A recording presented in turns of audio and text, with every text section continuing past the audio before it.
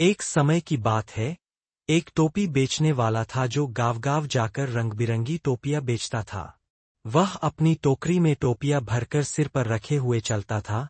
लाल, नीली, हरी, पीली और भूरी टोपियां। एक गर्म दोपहर, वह एक जंगल से गुजर रहा था और अगले गांव की ओर जा रहा था। उसे थकान महसूस हुई और उसने कुछ देर आराम करने का सोचा। उसने कहा, चलो, इस बड़े पेड़ के नीचे थोड़ी देर के लिए सो जाता हूँ, फिर यात्रा जारी रखूंगा। उसने अपनी टोकरी पेड़ के नीचे रखी और पेड़ की छांव में लेट गया। जल्दी ही वह गहरी नींद में सो गया। लेकिन वह पेड़ कुछ शरारती बंदरों का घर था। बंदरों ने टोपी बेचने वाले को सोते हुए देखा और टोकरी में रखी टोपियों में रुचि दिखाई।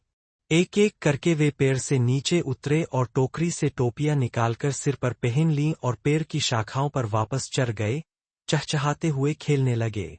सिर्फ एक टोपी बची, वह जो टोपी बेचने वाले के सिर पर थी। कुछ समय बाद टोपी बेचने वाला जागा और उसने देखा कि उसकी टोकरी खाली है। ओह नहीं! मेरी सारी टोपियां! हैरानी की बात यह थी कि सभी बंदर उसकी टोपियां पहने हुए पेड़ की शाखाओं पर बैठे थे। तुम शरारती बंदर! मेरी टोपियां वापस करो, उसने गुस्से में कहा। लेकिन बंदर सिर्फ उसकी नकल करने लगे, जो कुछ भी वह करता, वही वे भी करते। अगर वह अपनी उंगली उठाता, तो वे भी वही करते। अगर वह चिल्लाता, तो वे भी उसकी आवाज की नकल करते।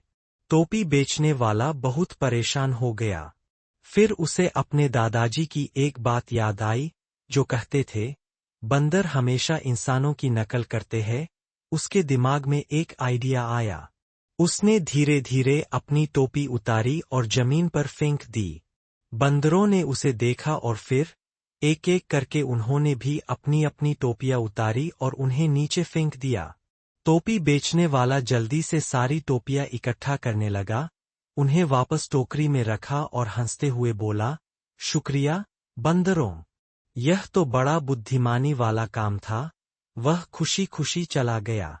कहानी का मोरल: मुसीबत के समय में अपने दिमाग का इस्तेमाल करो, समझदारी से बड़े समस्या का हल निकल सकता है।